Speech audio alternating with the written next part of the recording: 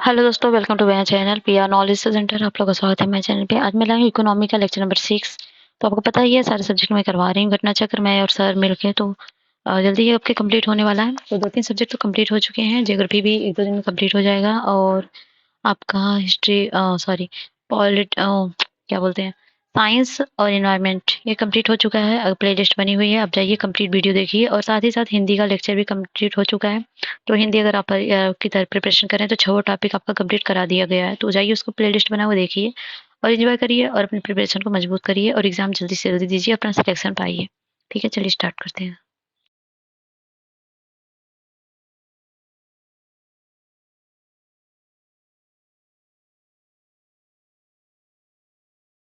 तो ठीक है, जहाँ तक क्वेश्चन हुआ था उसके आगे से हम करते हैं। 140 नंबर से। तो भारतीय रिजर्व बैंक में सूक्ष्म वित्त के अध्ययन तथा उस पर सुझावों हेतु एक समिति का गठन किया था, जिसके अध्यक्ष कौन थे? वाई.एच. मालेगाम थे। तो 2010-11 में सूक्ष्म वित्त संस्थाओं द्वारा ऋणों की वसूली के लिए अनुचित व्यवहार अपनाने तथा इन व्यवहारों के कारण कुछ किसानों द्वारा आत्महत्याओं की रिपोर्ट देखते हुए भारतीय रिजर्व बैंक ने सूक्ष्म वित्त क्षेत्र के अध्ययन पर उस सुझाव हेतु वाई.एच. मालेगाम की अध्यक्षता में एक समिति का गठन किया था। तो 2011 में सूक्ष्म वित्त संस्थाएं माइक्रो फाइनेंस इंस्टीट्यूट निम्नलिखित में से किसकी सिफारिश पर स्थापित किए गए? तो मालेगाम समिति पर। गुल्लक बच्चा बैंक कहाँ है? तो यह है पटना में। पटना में स्थित बिहार बाल भवन किलकारी द्वारा बच्चों में बचत की शिक्षा के उद्देश्य से 2009 में बच्चा गुल्लक बैंक बिहार बाल भवन पटना में की गई है। निम्नलिखित में से कौन सी एक वाणिज्य बैंक की परिसंपत्ति है? तो किसानों की साख को बोलते हैं। भारत में किसी वाणिज्यिक बैंक की परिसंपत्ति में निम्नलिखित में से क्या शामिल है? तो इसमें शामिल है जमा। तो ठीक है, निम्नलिखित में से कौन भारत में व्यापारी बैंकों की देनदारियों में सबसे महत्वपूर्ण अंश है? तो वह है सावधि। भारत में व्यापारी बैंकों की देनदारियों में सबसे महत्वपूर्ण अंश जमाओं का होता है। जमा में सर्वाधिक महत्वपूर्ण सावधि जमाएं मतलब टाइम डिपॉजिट है। दूसरे स्थान पर बजट बैंक जमा एवं तीसरे स्थान पर डिमांड डिपॉजिट होता है। वाणिज्यिक बैंकों को गैर निष्पादित परिसंपत्तियों का अर्थ क्या है? ऋण जिन पर ब्याज तथा मुख्य रकम की वसूली नहीं होती है। भारत में बैंकों द्वारा प्राथमिक क्षेत्र ऋणदान से तात्पर्य किसको ऋण देने से है? तो वह है मतलब कृषि, लघु एवं उद्यम, छोटे उद्यम, दुर्बल वर्ग और उपयुक्त सभी के लिए। लघु अवधि ऋण की अवधि कितनी है? तो लगभग 15 माह होती है। तो लघु अवधि की 15 माह होती है, मध्यम अवधि की 15 से 5 वर्ष होती है, दीर्घ अवधि की 5 से वर्ष से अधिक होती है। वाणिज्यिक बैंकों द्वारा दिए जाने वाले लोक लुभावन ऋण क्यों क्यों कर आर्थिक चिंता का विषय है? तो लोक लुभावन ऋण अधोमुख ऋणों का एक ही रूप समझे जाते हैं तथा बैंकों के जोखिम रहता है कि भविष्य में उनके ऋण चुकता ना हो। देश में लोक लुभावन ऋण मुख्यतः अनुभवहीन उद्यमियों को उत्पादन संबंधी अथवा निर्यात इकाइयां स्थापित करने के लिए किए जाते हैं। तो पहला सही है, दूसरा गलत है। तो वाणिज्यिक बैंकों द्वारा दिए गए जाने वाले ऐसे लोक लुभावन ऋण कहलाते हैं जो ऋण देने वाले व्यक्ति की ऋण को चुकाने की क्षमता तथा उन मानकों का बिना ध्यान रखे हुए प्रदान किए जाते हैं। ऐसे ऋण को प्रारंभिक वर्षों में ब्याज की दर आकर्षक रूप से कम रहती है और बाद के वर्षों में बढ़ जाती है। अगला है, निम्नलिखित पर विचार कीजिए। तो मार्केट बोरोइंग, ट्रेजरी बिल और special securities issues to RBI, इनमें से आंतरिक ऋण इंटरनल डेब्ट के घटक कौन से हैं? तो तीनों के तीनों हैं। तो भारतीय अर्थव्यवस्था के संदर्भ निम्नलिखित में से कौन सा गैर वित्तीय ऋण सम्मिलित है? तो परिवार का बकाया गृह ऋण, क्रेडिट कार्ड पर बकाया राशि, ट्रेजरी बिल। तो सभी के सभी हैं। कोर बैंकिंग समाधान पद कभी कभी समाचारों में देखा जाता है। निम्नलिखित में से कौन सा इस पद का सही वर्णन करते हैं? तो कौन सा करते हैं? तो यह बैंक की शाखाओं का वह तंत्र जो उपभोक्ताओं को अपने खातों का संचालन बैंक की किसी शाखा से कर सकने की सुविधा देना चाहते हैं, जिन्होंने अपने खाता कहीं भी खोल रखा। तो ये सही है। वह व्यावसायिक बैंकों पर कंप्यूटरीकृत के माध्यम से आरबीआई का नियंत्रण बढ़ाने का एक प्रयास है। एक विस्तृत प्रक्रिया के द्वारा विशाल अनर्जक संपत्ति वाले बैंक का अधिग्रहण दूसरे बैंकों द्वारा कर लिया जाता है। तो दोनों के दोनों गलत हैं। तो हाल ही में भारत सरकार ने किस संस्था में लगी रिजर्व बैंक ऑफ इंडिया की पूंजी को क्रय किया? तो वो स्टेट बैंक ऑफ इंडिया ने। निम्नलिखित में से कौन सा बैंक भारतीय रिजर्व बैंक के नियंत्रण में है? तो प्रश्नकाल में नाबार्ड भारतीय रिजर्व बैंक के नियंत्रणाधीन था। अप्रैल 2019 में नाबार्ड एवं एनएचबी की 100% अंशधारिता भारत सरकार के पास है। तो भारत में राष्ट्रीय आवास बैंक के निम्नलिखित में से किसका एक पूर्ण स्वामित्व वाली समानुषंगी के रूप में स्थापित है? तो भारतीय रिजर्व बैंक है। अगला है, समाचारों में प्राय आने वाला बेसल III समझौता या सरल शब्दों में बेसल III क्या है? तो वह है बैंकिंग क्षेत्रों के वित्तीय और आर्थिक दबावों का सामना करने के सामर्थ्य को उन्नत करने तथा जोखिम प्रबंधन को उन्नत करने का प्रयास करता है। अगला है बेसल टू, निम्नलिखित में से किससे संबंधित है? तो बेसल टू किसी बैंक की पूंजी की पर्याप्तता के मापन के लिए अंतरराष्ट्रीय मानकों से है। अगला है पूंजी पर्याप्तता अनुपात वह राशि है जिसे बैंकों को अपनी निधियों के रूप में रखना होता है, जिससे वे यदि खाताधारक द्वारा देयताओं का भुगतान नहीं करने से कोई हानि होती है तो उसका प्रतिकार कर सकें। CAR का निर्धारण प्रत्येक बैंक द्वारा अलग अलग किया जाता है। तो पहला सही है, दूसरा गलत है। Deposit insurance and credit guarantee insurance निगम के संदर्भ में निम्नलिखित कथन में से कौन सा सही है? तो इसमें जो भारतीय रिजर्व बैंक की एक सहायक है, 5 लाख रुपए की जमा इसके द्वारा बीमित है, तो दोनों के दोनों सही हैं। नेक्स्ट है भारत में सभी राष्ट्रीयकृत वाणिज्यिक बैंकों में बचत खातों पर दी जाने वाली ब्याज दरें किसके द्वारा निर्धारित की जाती हैं? तो वह उपरोक्त में से कोई नहीं। भारत में बचत खातों पर ब्याज दरों को पहले भारतीय रिजर्व बैंक द्वारा विनियमित किया जाता था, जिन्हें अक्टूबर 2011 में नियंत्रण मुक्त कर दिया गया था। उत्तर डी है। RBI द्वारा घोषित कोषों की सीमांत लागत पर आधारित उधारी marginal cost of fund based lending rate का उद्देश्य क्या है? तो इसका उद्देश्य है ये दिशा निर्देश आधारों की ब्याज दरें निर्धारित करने हेतु बैंक द्वारा अपनाई गई विधि में पारदर्शिता बढ़ाने में मदद करते हैं। ये दिशा निर्देश बैंक शाखा की उपलब्धता ऐसी ब्याज दरों पर सुनिश्चित करने में मदद करते हैं जो ऋण देने वाले बैंक के दोनों के लिए न्याय संगत हो। तो दोनों के दोनों ऑप्शन सही है। अगला है भारतीय रिजर्व बैंक के संबंधित निम्नलिखित कथनों पर का अध्ययन कीजिए तथा नीचे दिए कुछ सही उत्तर का चयन कीजिए। यह शीर्ष बैंक है और यह मुद्रा आपूर्ति को नियमित करता है, तो ये दोनों सही हैं। और ये व्यापारिक घरानों को ऋण प्रदान करता है, गलत है। यह नाबार्ड के कार्यों का पर्यवेक्षण करता है, ये सही है। तो भारतीय रिजर्व बैंक शीर्ष बैंक है, यह मुद्रा आपूर्ति को नियमित करता है तथा नाबार्ड कार्यों को पर्यवेक्षण करता है। यह किसी भी व्यक्ति अथवा व्यापारिक घराने से ऋण नहीं प्रदान करता है। भारतीय रिजर्व बैंक के संबंध निम्नलिखित कथनों पर विचार कीजिए। वह केंद्र सरकार का बैंकर है, वह मौद्रिक नीति बनाता है, लागू करता है, ये भी सही है। वह अंतरकोष्ठीय मुद्रा कोष के सिलसिले में सरकार के एजेंट के रूप में कार्य करता है, ये भी सही है। वह भारत सरकार के ऋणदान कार्यक्रम को संचालित करता है, ये भी सही। सभी ऑप्शन सही है। अगला है मुद्रा एवं वित्तीय मामलों में सरकार का वित्तीय अभिकर्ता एवं सलाहकार कौन है? तो RBI है। भारतीय रिजर्व बैंक भारत सरकार की प्रतिभूति का प्रबंधन और प्रयोजन करता है, किंतु किसी राज्य सरकार की प्रतिभूति का नहीं। तो ये गलत है। तो करता है वो भारत सरकार कोष ट्रेजरी बिल जारी करती है और सरकार कोई कोष वित्त जारी नहीं करती है। कोष पत्र ऑफर अपने सममूल्य से बट्टे पर जारी कर दिए जाते हैं। तो तीसरा सही है। भारतीय रिजर्व बैंक 1934 के तहत RBI भारत सरकार एवं राज्य सरकार दोनों की प्रतिभूतियों का प्रबंधन एवं प्रयोजन करता है। सरकारी प्रतिभूतियां केंद्र और राज्य सरकार द्वारा जारी की जाती है। केंद्र सरकार द्वारा जारी अल्पकालीन प्रतिभूतियों को ट्रेजरी बिल कहा जाता है, जबकि दीर्घकालीन प्रतिभूतियों को सरकारी बॉन्ड कहा जाता है। राज्य सरकारें केवल दीर्घकालीन प्रतिभूतियां ही जारी कर सकती हैं। इन्हें राज्य विकास स्टेट डेवलपमेंट जो है तो कहा जाता है। ट्रेजरी बिल ब्याज का भुगतान नहीं होता है, यदि इन्हें अनेक मूल्य बट्टे पर जारी किया जाता है। उदाहरणस्वरूप 100 रुपए मूल्य का 91 दिनों का ट्रेजरी बिल 98.20 रुपए तक जारी हो सकता है। इसकी वापसी क्रेता को 100 रुपए प्राप्त होंगे। ठीक है, तो केंद्र सरकार द्वारा मतलब ट्रेजरी बिल की जाती है, प्रतिभूति को ट्रेजरी बिल कहते हैं, जबकि दीर्घकालीन प्रतिभूति सरकारी बॉन्ड द्वारा कहते हैं। राज्य सरकार केवल दीर्घकालीन प्रतिभूति ही जारी करते हैं, याद रखिएगा। भारत में ट्रेजरी बिल बेचे जाते हैं भारतीय रिजर्व बैंक द्वारा। तो भारत ट्रेजरी बिल सर्वप्रथम 1917 में जारी किए गए थे। ये RBI द्वारा नीलामी बोली माध्यम से बेचे जाते हैं। सामान्यतः इसका मूल्य 25,000 तथा उसके गुणक में होता है। इसके जारी करने का मुख्य उद्देश्य सरकार के अतिरिक्त खर्चों के लिए फंड जुटाना होता है। भारत के संदर्भ में निम्नलिखित कथन पर विचार कीजिए। खुदरा निवेशक डीमैट खातों के माध्यम से प्राथमिक बाजार में राजकोष बिल और भारत सरकार के ऋण बांड में निवेश कर सकते हैं। और बातचीत से तय लेन-देन प्रणाली ऑर्डर मिलान भारतीय रिजर्व बैंक की सरकारी प्रतिभूति पर व्यापारिक मंच है, तो दो एकदम सही है। Treasury central depository service limited का भारतीय रिजर्व बैंक एवं बम्बई स्टॉक एक्सचेंज द्वारा संयुक्त रूप से प्रवर्तन किया जाता है, गलत है। तो ऑप्शन होगा बी। तो खुदरा निवेशक द्वारा सरकारी प्रतिभूति G-SEC में निवेश की सुविधा तथा वन स्टॉप एक्सचेंज प्रदान करने की 12 नवंबर 2021 को RBI द्वारा खुदरा प्रत्यक्ष योजना शुरू की गई, जिसका उद्देश्य है RDG खाता धारकों को RBI खुदरा प्रत्यक्ष योजना के तहत प्रतिभूति को खरीदने बेचने का सक्षम करने के लिए मूल्य उदाहरण प्रदान करके सरकारी प्रतिभूतियों में खुदरा भागीदारी को बढ़ावा देने के लिए है, इसलिए कथन एक सही है।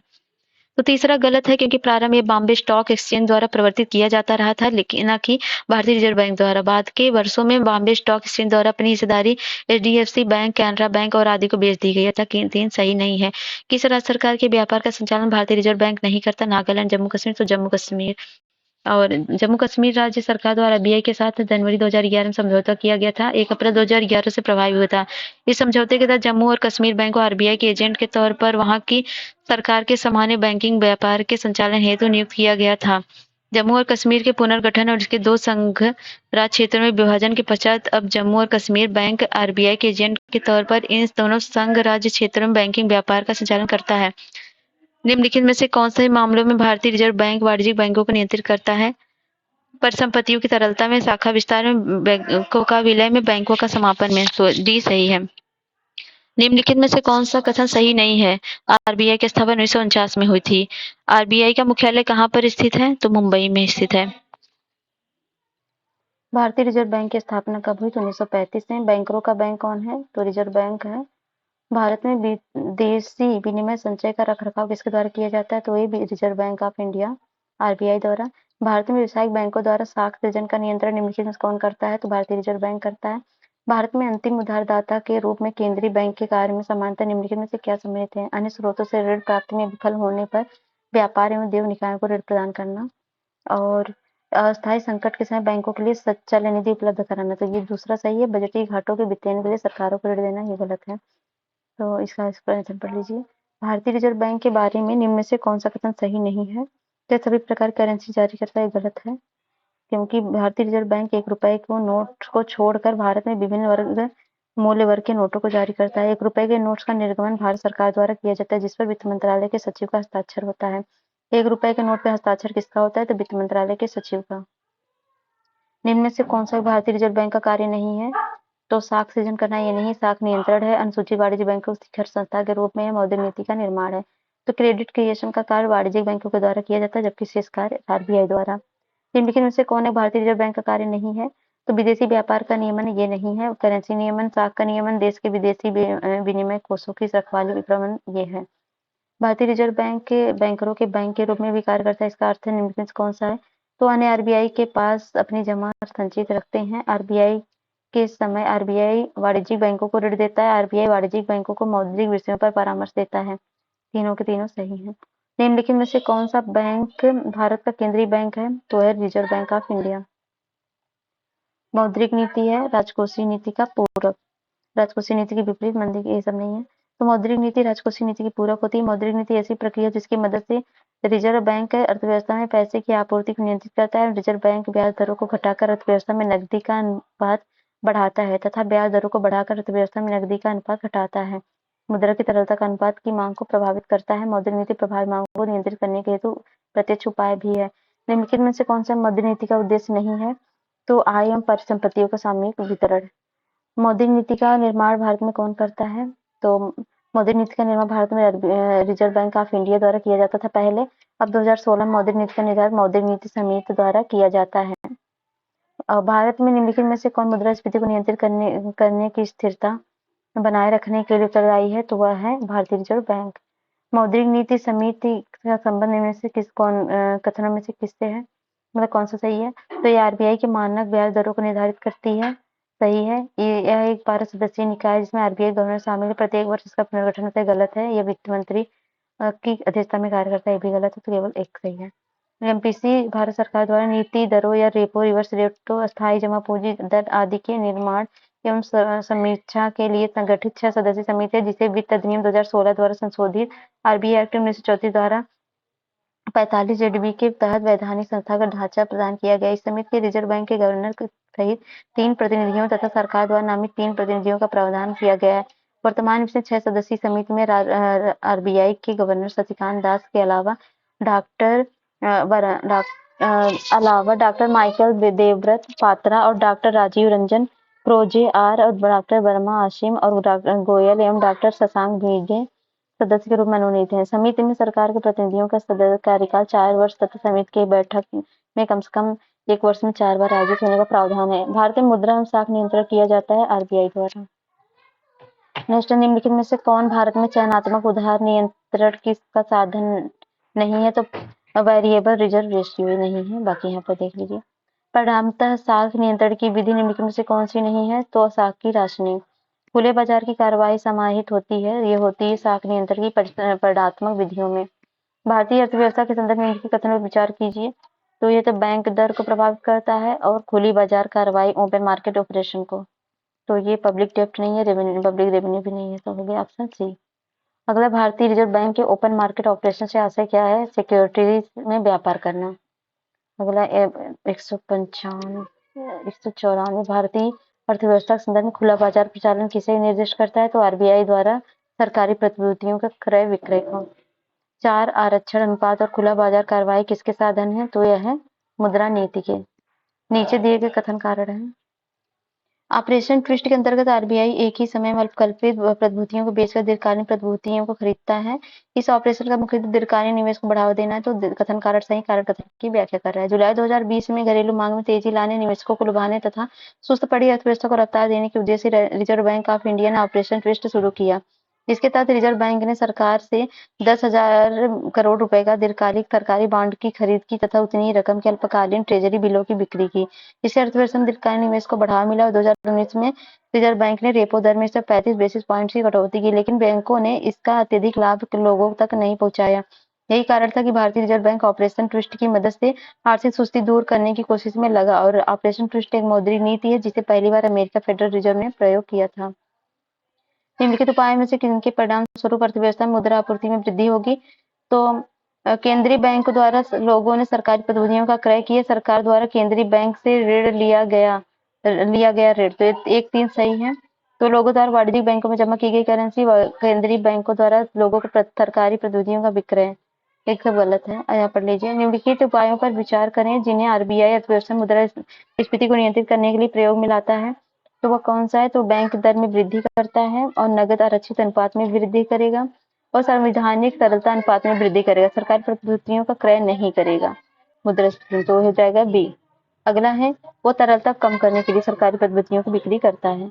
भारतीय अर्थव्यवस्था के संदर्भ में निम्नलिखित कथनों में पर विचार करें। भारतीय अर्थव्यवस्था के संदर्भ में कथन विचार कीजिए। मुद्रास्फीति अत्यधिक है तो भारतीय रिजर्व बैंक संभावित रूप से सरकारी प्रतिभूतियां खरीद सकता है।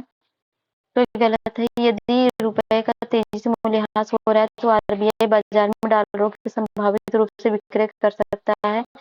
यदि डॉलरों की खरीद प्रेरित हो सकती है तो दूसरा तीसरा सही है। भारतीय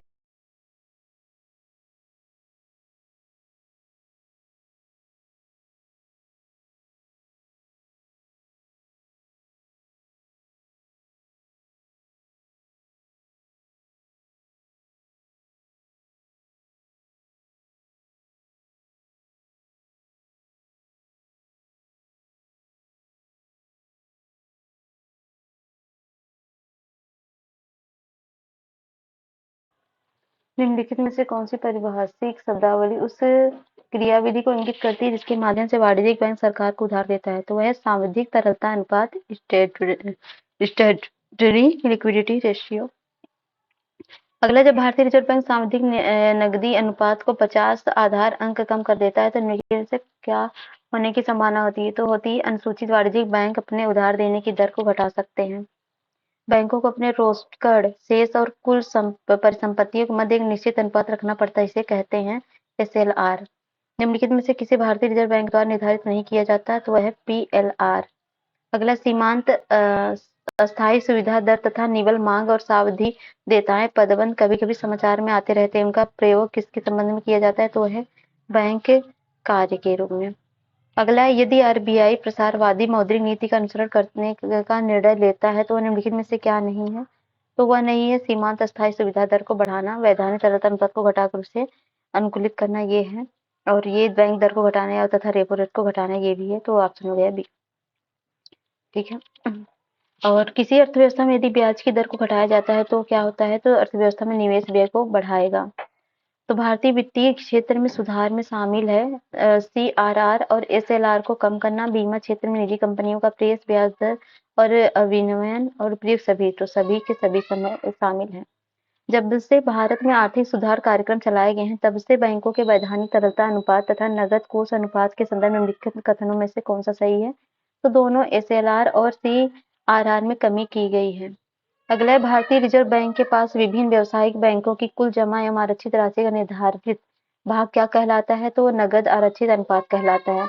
भारतीय रिजर्व बैंक द्वारा सीआरआर में वृद्धि से क्या होता है? अर्थव्यवस्था में मौद्रिक तरलता में कमी आती है। और नकद आरक्षित अनुपात को कम करने में अर्थव्यवस्था पर इसका निम्नलिखित पर क्या प्रभाव पड़ेगा? तो इसमें क्या प्रभाव पड़े पर में से एक से अधिक विषय हैं। तो नकद आरक्षित सीआरआर को कम करने से बैंकों के पास अधिक तरलता होती है, जिससे ब्याज दरों में कमी, लोन की मात्रा में निवेश वृद्धि तथा अर्थव्यवस्था में मुद्रा की आपूर्ति में वृद्धि होती है। तो तीनों सत्य हैं। अगला, यदि भारतीय रिजर्व बैंक के द्वारा नकद कोष अनुपात में कमी की जाती है तो इसका साख सृजन पर प्रभाव होगा, वृद्धि होगा। जब भारतीय रिजर्व बैंक नकदी रिजर्व अनुपात में वृद्धि की घोषणा करता है तो उसका तात्पर्य क्या है? तो इससे वाणिज्यिक बैंक के पास उधार देने के लिए मुद्रा होगी। तो भारतीय रिजर्व बैंक द्वारा नकदी रिजर्व अनुपात में वृद्धि की घोषणा वाणिज्यिक बैंकों के साख सृजन की क्षमता को कम करने के लिए की जाती है तथा इस कृत्य द्वारा रिजर्व बैंक मुद्रास्फीति को नियंत्रित करने का प्रयास करता है। जब भारतीय reserve bank cash reserve ratio में वृद्धि की घोषणा करता है तब इसका क्या अर्थ होता है? तो संघीय सरकार के पास उधार देने के लिए कम मुद्रा होती है। भारतीय रिजर्व बैंक के पास उधार देने के लिए कम मुद्रा होती है और व्यापारिक बैंकों के पास उधार देने के लिए कम मुद्रा होती है। तो सभी के सभी होते हैं। भारत में नकद कोष अनुपात में वृद्धि के लिए निम्नलिखित में से कौन सा कथन सत्य है? तो ये साख सृजन को कम करता है, ये सही है। रेपो रेट विचारणीय होता है मौद्रिक नीति के अंतर्गत। पुनर्क्रय विकल्प का उपयोग किया जाता है तो इसका उपयोग किया जाता है तो पुनर्क्रय विकल्प का प्रयोग एवं नियमन भारतीय रिजर्व बैंक द्वारा मुद्रा बाजार में साख नियमन के लिए किया जाता है। मुद्रा विनिमय बाजार से इसका संबंध नहीं है। निम्नलिखित में से कौन रेपो दर को नियमित करता है? तो भारतीय रिजर्व बैंक है। अल्पकाल में भारतीय रिजर्व बैंक जिस ब्याज दर पर व्यापारिक बैंकों को उधार देता है उसे कहा जाता है रेपो दर। ब्याज की वह दर जिस पर भारतीय रिजर्व बैंक वाणिज्यिक बैंक को अल्पावधि कोष उधार देता है कहलाती है रेपो दर कहलाती है। वह दर जिस पर रिजर्व बैंक उधार देती है मानी जाती है वह रिवर्स रेपो दर। निम्नलिखित कथनों पर विचार कीजिए। रेपो दर ऐसी दर है जिस पर अन्य बैंक भारतीय रिजर्व बैंक से धनराशि उधार लेते हैं। किसी देश के गिनी गुणांक के एक मान का अभिप्राय है कि उस देश की जनता में प्रत्येक की आय पूर्णतः समान। तो पहला सही है, दूसरा गलत है। रेपो दर वह दर है जिस पर भारतीय रिजर्व बैंक बैंकों को अल्पकालिक उधार देता है। यह भी कह सकते हैं कि रेपो दर वह दर है जिस पर अन्य बैंक रिजर्व बैंक को अल्पकालीन उधार देते हैं। अगला है बैंक दर वह ब्याज दर है जो भारतीय रिजर्व बैंक अपने ग्राहकों से उनके अल्पकालिक उधार पर लेता है। रेपो दर वह ब्याज दर है जो भारतीय रिजर्व बैंक अपने ग्राहकों से उनके दीर्घकालिक उधार पर लेता है। तो दोनों के दोनों सही हैं। नेक्स्ट है उपभोक्ता कीमत सूचकांक पर आधारित मुद्रास्फीति की दर बढ़ती है यदि क्या होता है?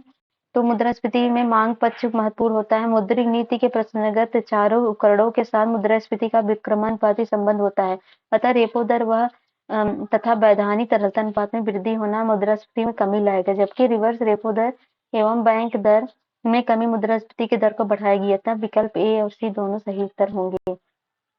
बैंक दर में वृद्धि समानता इस बात का संकेत है कि केंद्रीय बैंक महंगी मुद्रा नीति का अनुसरण कर रहा है।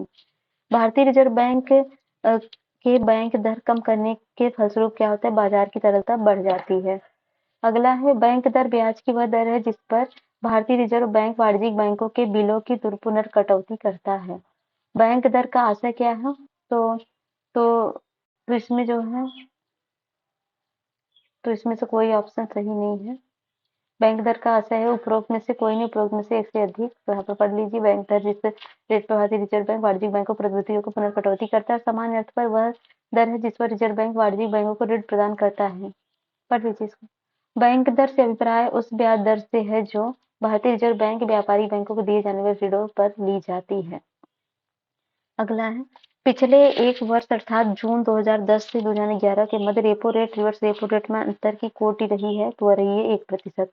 भारतीय रिजर्व बैंक 5 दिसंबर 2019 को घोषित नीति रेपो दर तथा रिवर्स रेपो दर क्रमशः थे 5.15% एवं 4.9%। 30 सितंबर 2014 को भारतीय रिजर्व बैंक की नीति समीक्षा के समय रेपो था तो वह था 8%। अक्टूबर 2001 में भारतीय रिजर्व बैंक द्वारा बैंक रेट 7% से घटकर कर दिया गया 6.50%। रिजर्व बैंक ऑफ इंडिया की मौद्रिक नीति 29 सितंबर 2015 को पुनरीक्षण के अनुसार बैंक दर थी तो वह थी 7.75%। रिजर्व बैंक ऑफ इंडिया निम्नलिखित गवर्नरों पर विचार करें एवं उन्हें कालक्रम में व्यवस्थित करें। तो कौन सा होगा?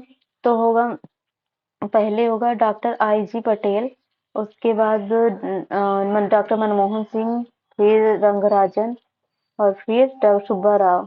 तो आईजी पटेल 1977 से 82 में थे, मनमोहन 82-85 में थे, रंगराजन 92-97 में थे, सुब्बा राव 2008 से 13 में थे। केंद्र सरकार द्वारा भारतीय रिजर्व बैंक के गवर्नर की नियुक्ति की जाती है, सही है।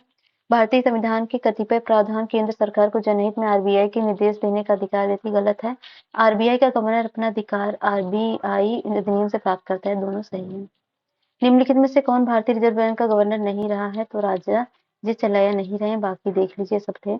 वर्तमान भारतीय रिजर्व बैंक के गवर्नर कौन है? तो अभी जो है तो वर्तमान भारतीय रिजर्व बैंक के गवर्नर शशिकांत दास हैं। इन्होंने 12 दिसंबर 2018 तक पद ग्रहण किया। उसके बाद ये 2016 तक गवर्नर रहे हैं। रघुराम राजन, बाकी सबका दिया है। वित्तीय क्षेत्र मूल्यांकन समिति की अध्यक्षता किसके द्वारा की जाती है? तो रिजर्व बैंक ऑफ इंडिया के डिप्टी गवर्नर और भारत सरकार के सचिव द्वारा। भारतीय रिजर्व बैंक का लेखा वर्ष है तो वह है अप्रैल मार्च। बैंकों का वित्तीय वर्ष अप्रैल मार्च होता है। हाँ, बैंकों का वित्तीय वर्ष अप्रैल मार्च होता है, लेकिन आरबीआई का वित्तीय वर्ष क्या होता है? तो अप्रैल मार्च होता है।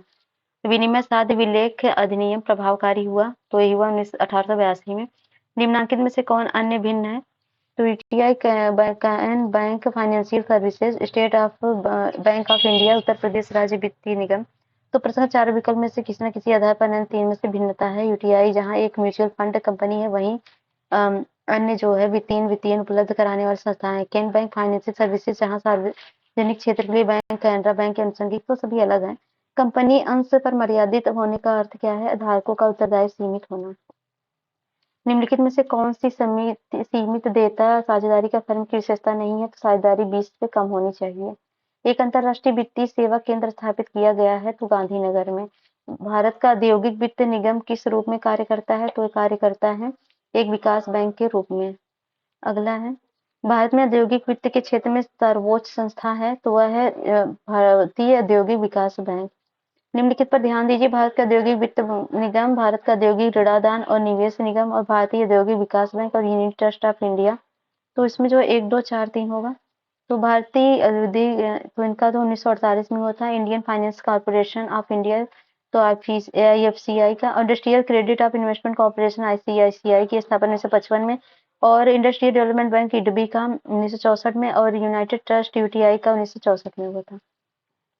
भारतीय औद्योगिक वित्त निगम आईएफसीआई और भारतीय औद्योगिक प्रत्यय निवेश निगम, तो इनकी क्रोनोलॉजी लगानी तो ऑप्शन ए हो जाएगा।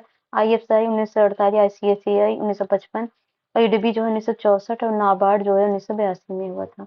तो मिलान करना है आईसीआईसीआई 1955। तो अगला है इडबी जो है, इडबी 1964 और आईएफसी जो है आईएफसीआई 1948 सबसे पहले। उसके बाद सीडीबी 1990, तो ऑप्शन हो गया डी। और ये मिलान करना है तो ये देख लीजिए। तो चलिए यहाँ पर देखिए, भारतीय निर्यात बैंक अधिनियम 1981 के अंतर्गत और 1982 में स्थापित भारतीय रिजर्व निर्यात आयोग बैंक तो सबका है। निम्नलिखित में से विपणन संस्था कौन सी है? तो है सेल। निम्न से कौन सा शीर्ष स्थान नहीं है? तो भारतीय स्टेट बैंक का।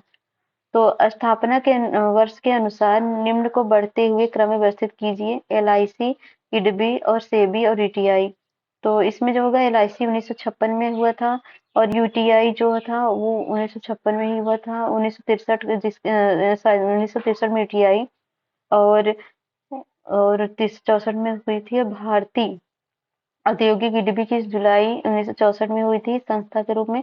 भारतीय प्रतिभूति विनिमय बोर्ड की स्थापना 12 अप्रैल 1988 की गई। इसका मुख्य कार्य स्टॉक एक्सचेंज बाजारों का नियमन है।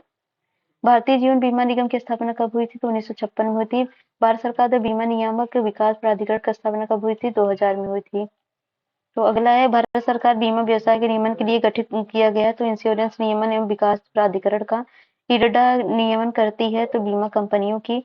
तो IRDAI ने किसकी अध्यक्षता में standard cyber liability insurance product की आवश्यकता की जांच हेतु एक पैनल का गठन किया? तो पी उमेश ने। एक्चुअरी शब्द संबंधित है तो बीमा से है। क्षतिपूर्ति का सिद्धांत लागू नहीं है जीवन बीमा पर।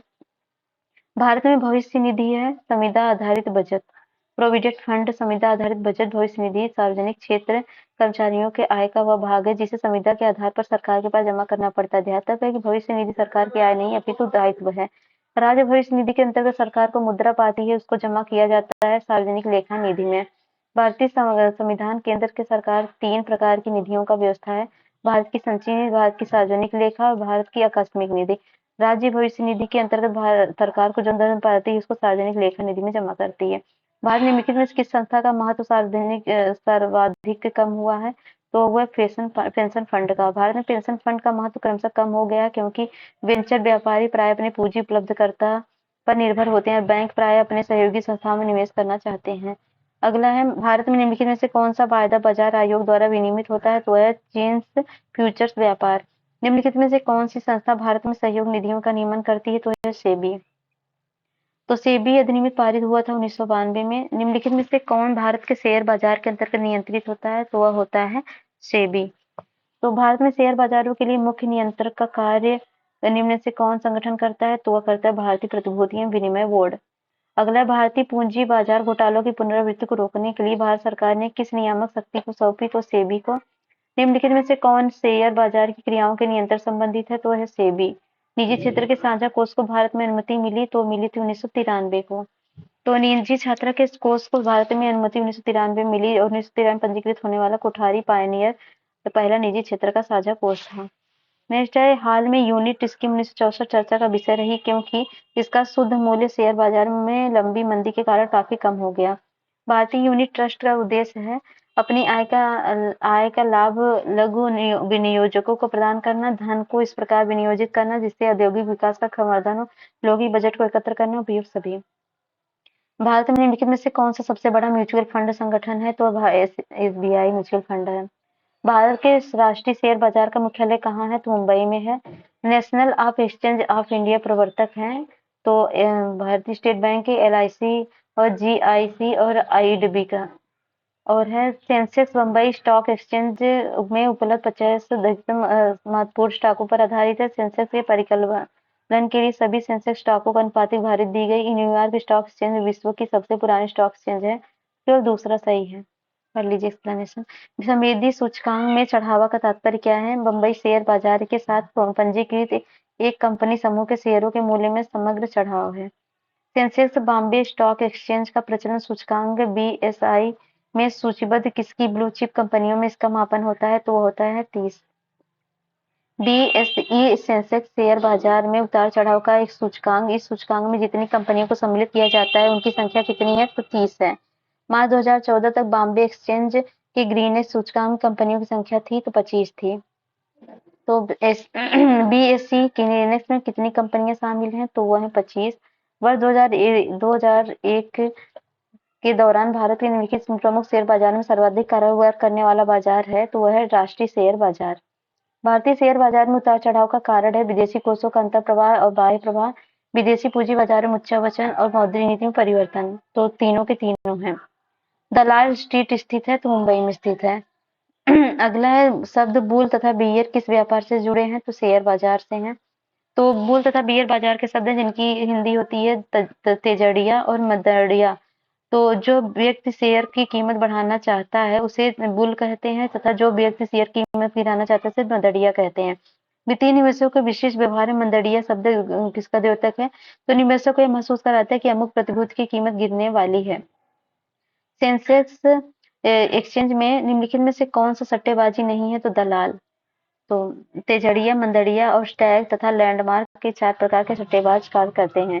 इनसाइड ट्रेडिंग संबंधित है शेयर बाजार से और पूंजी बाजार से आशय है शेयर बाजार से। भारत में संगठित मुद्रा बाजार का अत्यधिक अस्थिर भाग क्या है? तो याचना मुद्रा बाजार है। अगला है, निम्नलिखित में से कौन भारतीय मुद्रा व्यापार का अंग नहीं है? तो भारतीय रिजर्व बैंक नहीं है। भारतीय अर्थव्यवस्था के संदर्भ में निम्नलिखित कथन पर विचार कीजिए। तो ये जो है, तो इसमें जो है पहला वाणिज्यिक कमर्शियल पेपर अल्पकालीन प्रतिभूति रहित वचन पत्र है, ये सही है। दीर्घावधि कॉल मनी अंतर बैंकिंग लेन देनों के लिए प्रयुक्त अल्पावधि वित्त है, ये पहला तीसरा सही है। तो वाणिज्यिक कमर्शियल पेपर अल्पकालीन प्रतिभूति रहित वचन पत्र जो कम से कम 7 दिन और अधिकतम 1 वर्ष के लिए जारी की जाती है।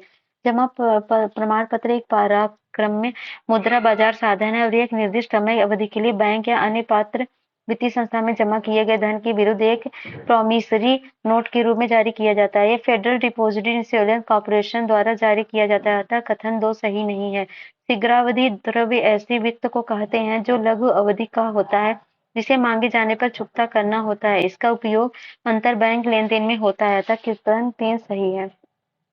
वाणिज्यिक प्रपत्र निम्नलिखित में से किसके साख का स्रोत है? तो वह है कॉर्पोरेट का। तो कमर्शियल पेपर कॉर्पोरेट उद्योग के लिए साख का स्रोत है। भारत में वाणिज्यिक प्रपत्रों का चलन वर्ष 1999 से है 90 से है। परिवर्तनीय बॉन्ड के संदर्भ में निम्नलिखित कथन पर विचार कीजिए। चूंकि बॉन्ड को इक्विटी के लिए बदलने का विकल्प है, परिवर्तन बॉन्ड अपेक्षाकृत कम ब्याज दर का भुगतान करते हैं। इक्विटी के लिए बदलने का विकल्प बॉन्ड धारक को बढ़ती हुई उपभोक्ता कीमतों से संलग्नता की मात्रा प्रदान करता है। तो दोनों के दोनों सही हैं। अगला भारतीय सरकारी बांड प्रतिफल निम्नलिखित में से किससे किनसे प्रभावित होते हैं? तो यूनाइटेड स्टेट फेडरल रिजर्व की कार्रवाई से, भारतीय रिजर्व बैंक की कार्रवाई से, मुद्रास्फीति के अवधि ब्याज से। तो तीनों के तीनों सही हैं। भारतीय अर्थव्यवस्था के संदर्भ में मुद्रास्फीति संलग्न बांड के क्या लाभ हैं? तो सरकार आईआईबीएस के रूप में अपने ऋण ग्रहण पर कूपन दरों को कम कर सकती है। और अगला, एक मिनट,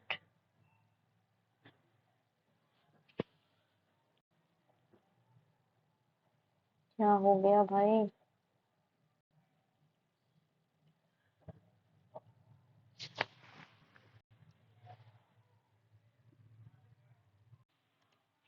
तो अगला है, एक मिनट, थोड़ी प्रॉब्लम हो जाती है, मैनेज करिए। तो एक मिनट, कहाँ गया भाई? तो सरकार आईआईबीएस के रूप में ऋण ग्रहण पर कूपन दरों को कम कर सकती है। अगला है, आईआईबीएस निवेशकों को मुद्रास्फीति के बारे में निश्चितता से सुरक्षा प्रदान करते हैं। तो ये दोनों सही हैं। आईआईबीएस पर प्राप्त ब्याज और साथ ही साथ पूंजीगत लाभ कर योग्य नहीं होते हैं, गलत है। पहला दूसरा सही है। नेक्स्ट है, विश्वसनीय प्रतिभूति से तात्पर्य है ऐसे शेयर जिन पर लगातार ऊंची दर का लाभ हो। स्वैक्ट इक्विटी शेयर्स निम्नलिखित में से किसे आवंटित किए जाते हैं? तो किए जाते हैं कंपनी के कर्मचारियों को। गिल्ट एज्ड बाजार किससे संबंधित है? तो सरकारी प्रतिभूतियों को बाजार से है। निम्नलिखित में से कौन सी गिल्ट एज्ड सिक्योरिटीज कहलाती है? तो वह कहलाती है सरकारी प्रतिभूतियां। निम्नलिखित में से कौन सा एक शेयर बाजार के संदर्भ में अप्रासंगिक है? तो वह है सेप्स। तो सेंसेक्स, बीएसई तथा निफ्टी शेयर बाजार संबंधित है, जबकि सेप्स जो है स्ट्रक्चर एडजस्टमेंट प्रोग्राम देश के वित्तीय संतुलन को ठीक करने हेतु कार्यक्रम था। भारत सरकार ने सेप्स को नई आर्थिक नीति के साथ 1991 में प्रारंभ किया था। निक्की क्या है? तो टोक्यो स्टॉक एक्सचेंज में अंश मूल्य सूचकांक है। यस एंड पी 500 किससे संबंधित है? तो एक बड़ी कंपनियों को स्टॉक सूचक से है। यस एंड पी 500 स्टॉक बाजार का सूचकांक है, जिसमें अमेरिकी स्टॉक एक्सचेंजों में सूचीबद्ध 500 बृहद कंपनियां शामिल होती हैं।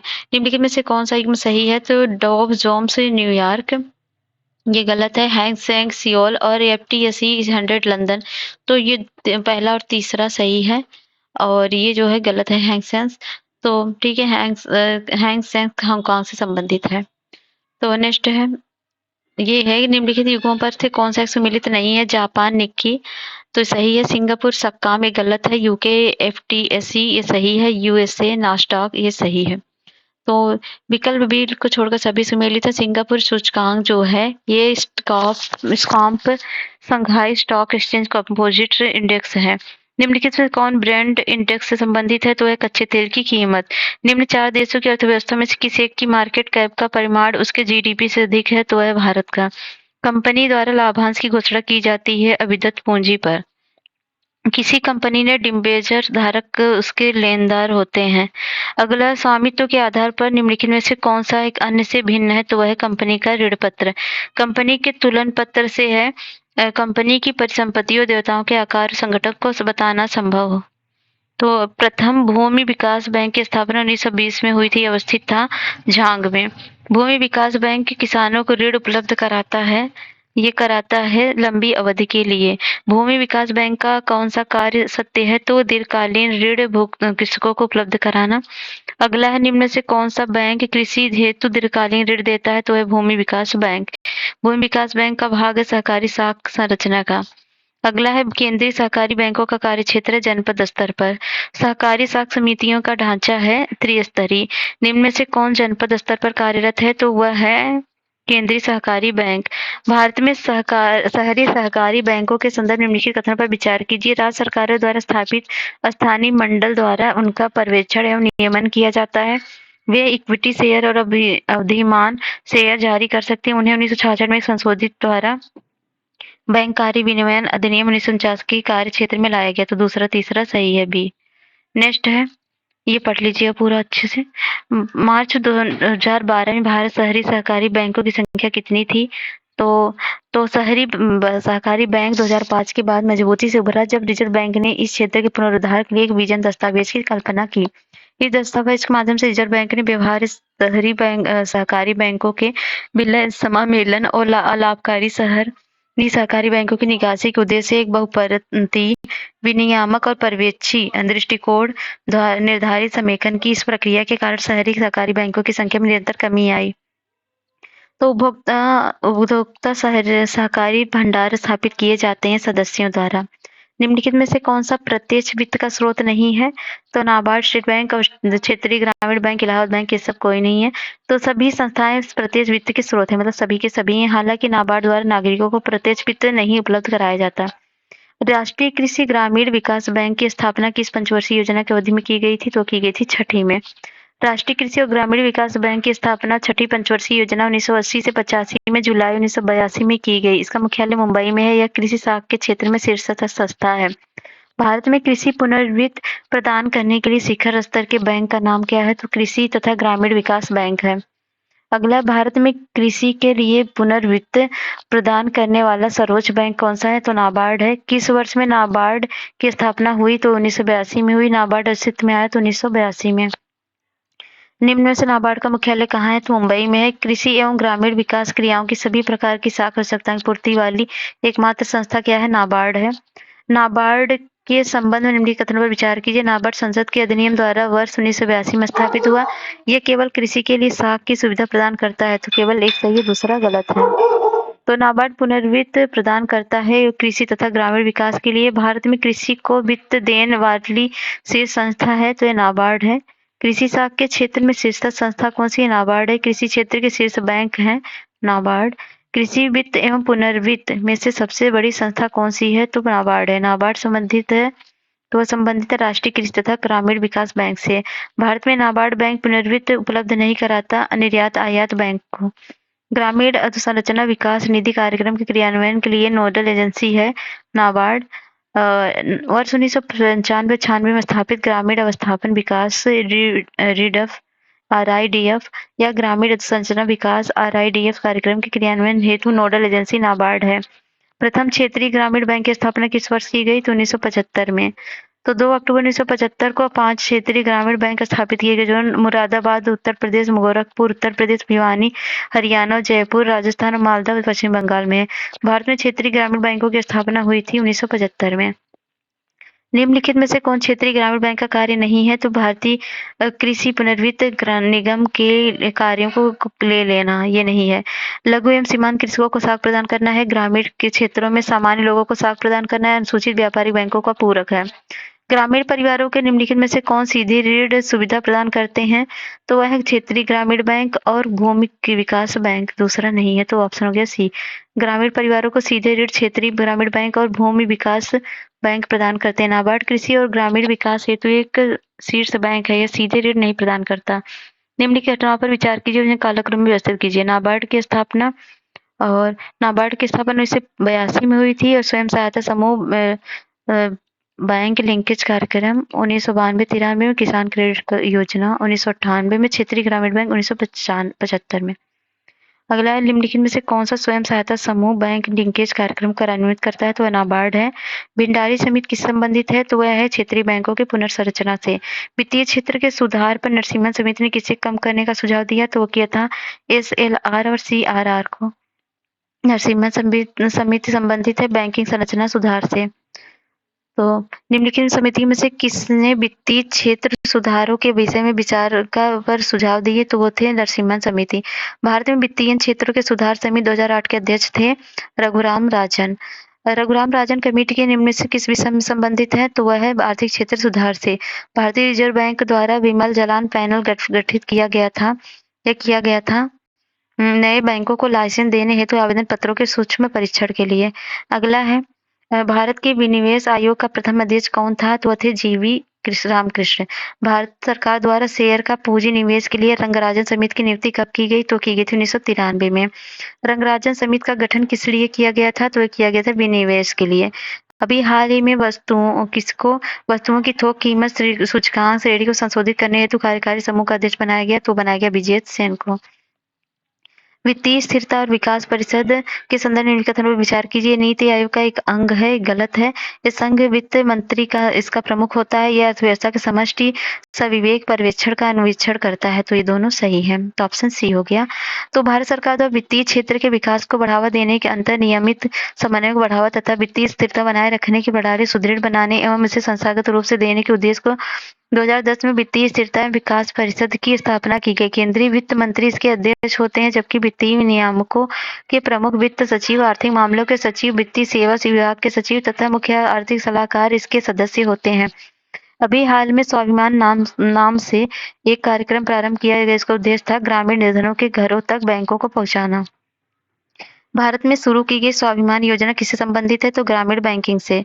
शाखा रहित क्षेत्रों में व्यवसायिक संवाददाताओं की सेवाओं द्वारा लाभार्थियों को कौन सी सुविधाएं प्राप्त होती हैं? तो ये लाभार्थियों को अपने गांव में अपने सहाय और सामाजिक सुरक्षा लाभ प्रदान करने में योग्य बनाती है, और यह ग्रामीण क्षेत्र में लाभार्थियों को धनराशि जमा करने के आहरण करने योग्य बनाती है, तो ये सही है।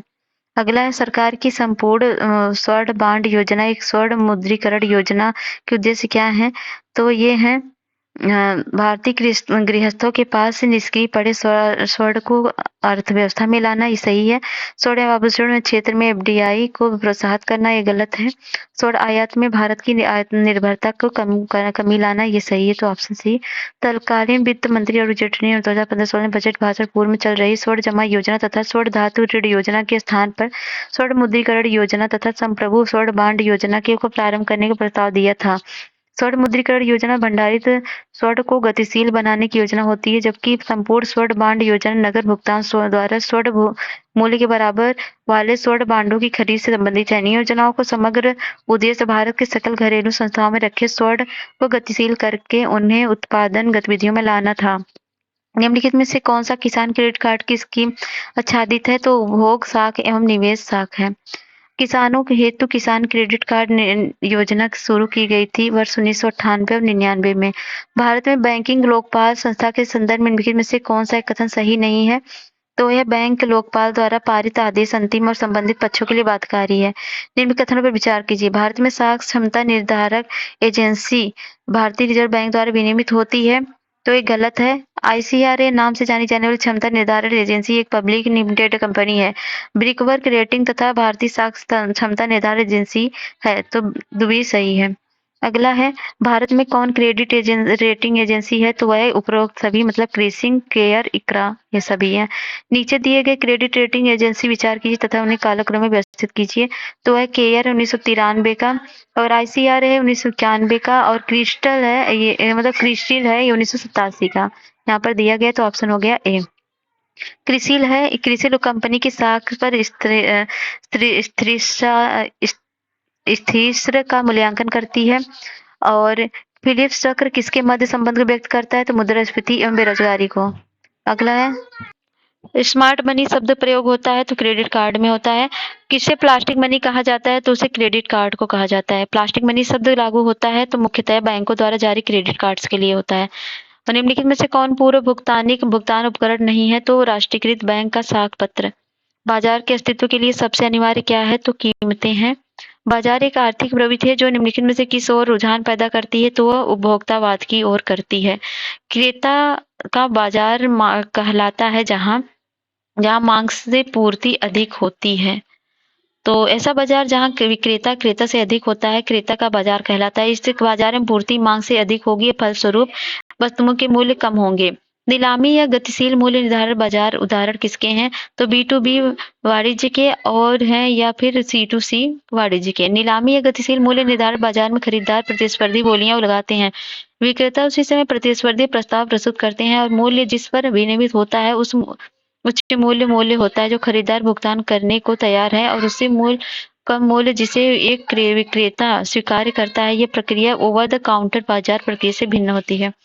उपभोक्ता अपने हिसाब से कीमत तय करते हैं जिसे व्यवसाय भी स्वीकार या अस्वीकार करते हैं। उस मॉडल को क्या कहते हैं? C2B। तो बिजनेस मॉडल लक्षित ग्राहक उपलब्ध संसाधनों और विक्रेताओं द्वारा ग्राहकों को क्षमताओं के आधार पर भिन्न होते हैं। B2 business to business model दो व्यवसायिक संस्थाओं के बीच व्यापार किया जाता है। इसे थोक व्यापारी खुदरा विक्रेता। B2C मतलब बिजनेस टू मतलब व्यवसायिक कस्टमर जो भी होता है से संबंधित है, अपने उत्पादों को सीधे उपभोक्ताओं को बेचता है।